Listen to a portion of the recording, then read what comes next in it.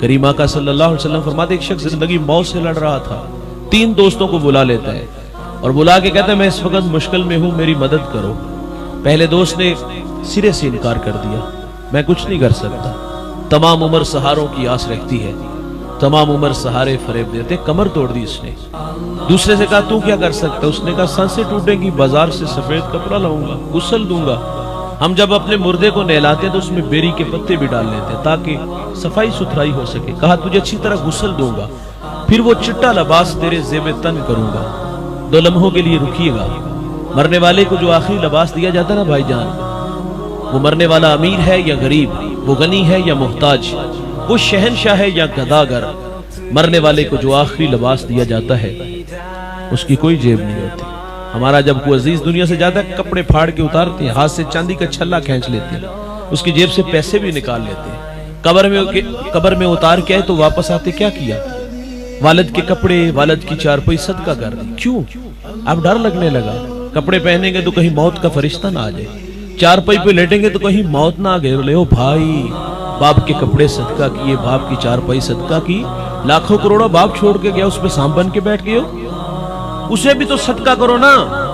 اور یہ ہمیں بھی دیکھنا ہوگا، اس میں میں بھی شامل ہوں، آپ بھی ہوں، یہ ہمیں بھی دیکھنا ہوگا۔ ہم جب دوستوں میں بیٹھے ہوں تو بڑے فخر سے یہ باتیں کرتے ہیں، انہ چھڑ کے جائیں گے، ساتھ پشتہ بھی بیٹھ کے کھانتے ختم نہ ہو۔ اس میں کوئی شک نہیں، اس شہر کی گلیوں نے آپ کو رات کے اندھیروں میں مزدوری کرتے دیکھا ہے، فیکٹریوں میں دھکے کھاتے دیکھا ہے، محنت کا صلہ ملا ہے، آپ نے پردیس کے دھکے بھی کھائے ہیں۔ اور اللہ کی عادت ہے کسی کی محنت کو رائے گاہ نہیں جانے دیتا، جس کے لیے جو محنت کرتا ہے اس کو اس کا صلہ ملتا ہے۔ اس بات میں تو دوسری بات ہی کوئی نہیں، رائے ہی کوئی نہیں، بھائی آپ نے محنت کی، محنت کا صلہ دولت کی صورت میں ملا۔ یہ بات فخر سے ہم کہتے ہیں، اتنی چھوڑ کے جائیں گے کہ ساتھ پشتہ کھانتے ختم نہ ہو، اور یہ بھی بات کرتے ہیں اولاد یاد کرے گی۔ میں اس بات سے اختلاف کرتا ہوں، یہ لفظ جو ہم کہتے ہیں اولاد یاد کرے گی، یقین جانو اس لفظ کو کہنا چھوڑ دیجئے گا، یہ دھوکہ لگا ہمیں۔ یہ تو 1 ہفتہ نہیں خدمت کرتے، لوگ ہمارے پاس آتے ہیں اور کہتے ہیں مولوی صاحب دعا کرو اللہ بے نو پردہ دے دے۔ جب بولو براس چارپائی پہ کرتے نا، کام کاج کے قابل نہیں رہتے، کمانے کے قابل نہیں رہتے، اپنا کام خود کرنے کے قابل نہیں رہتے، یہی اولاد پھر اس بوڑھے باپ سے گن کھاتی ہے، گن آتی ہے اسے۔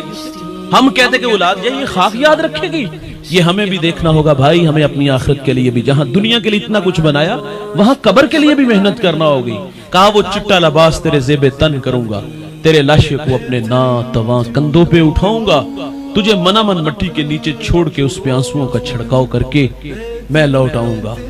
یہ وفا کی کہانی یہاں تک آ کے ختم ہو جاتی ہے۔ حضور فرماتے اس نے تیسرے سے کہا بتا میرے ساتھ کیا سلوک کرے گا؟ کہا گھبرانے کی ضرورت نہیں، میں بے وفا نہیں۔ اس نے دکھتے ہوئے زخموں پہ مرہم پٹی رکھی، پھایا رکھا، کہا میں تیرے ساتھ تیری قبر میں اتر جاؤں گا۔ دوست وہی ہوتے ہیں بھائی جان جو مشکل اور آڑے وقت میں کام آئے، مشکل میں دم دبا کے بھاگ جانے والے دوست نہیں ہوتے۔ آقا کریم صلی اللہ علیہ وسلم فرماتے صحابہ جانتے وہ کون تھے اس کے 3 دوست؟ عرض کی اللہ اور اس کا رسول بہتر جانتا ہے، آپ ہماری رہنمائی فرمائے۔ فرمایا پہلا دوست جس نے سرے سے انکار کیا، فرمایا وہ اس کی دولت تھی، مال و زر تھا، جب تک سانسوں کا شور یہ ڈور سلامت ہے، دوڑتی گاڑیاں، فلک بوس عمارتیں، بنگلے، پلازے، یہ سب ساتھ ساتھ چلتے ہیں، لیکن جب یہ رشتوں سانسوں کا کمزور رشتہ ٹوٹتا ہے تو ہم دیکھتے ہیں کہ دنیا کا مال دنیا پہ ہی رہ جاتا ہے۔ مسلم کے لفظ ہیں، آقا فرماتے ابن آدم کہتا ہے میرا مال میرا مال، فرمایا تیرا وہ ہے جو تو نے کھایا، ضائع کیا، پہنا بوسیدہ کیا، صدقہ کیا، آگے بھیجا، باقی تو فرمایا تو لوگوں کے لیے چھوڑ کے جانے والا ہے۔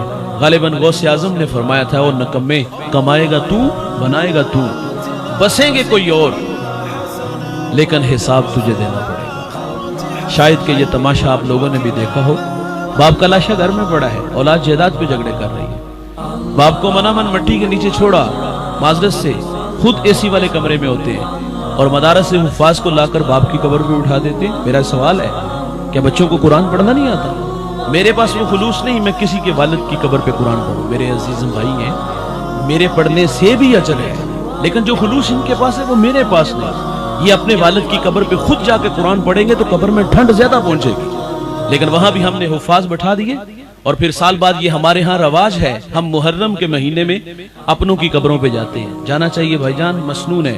آقا فرماتے جو جمعے والے دن ماں باپ کی قبروں پہ جاتے ہیں اللہ ہفتے کے صغیرہ گناہ معاف فرما دیتا ہے۔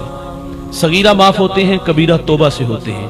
और ये जो ये साले सवाब हम करते हैं ये रहती नंबर है। साल बाद हमने सादतमंद भी देखे, बदनसीब भी देखे।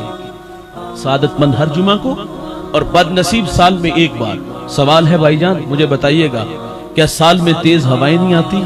आती हैं। मट्टी की चादर उड़ा के ले जाती है, बारिश नहीं बरसती, बरसती है, मट्टी का निशान मिटा देती है। साल बाद नलायक नकम्मे बेटे कब्रिस्तान में है, माँ बाप की कब्रों को ढूंढ रहे हैं। बेसियार कोशिश के बावजूद जब नहीं ना मिलती, मोहल्लेदारों से कहते चचा यहाँ वालिद की कब्र थी। वो कहता है पुत्र हवा की दोष पे, हवा की दोष उड़ा उसकी दोष पे चली गई। कहा यहाँ माँ की कब्र थी, वो तो बारिश का पानी बहा के ले गया।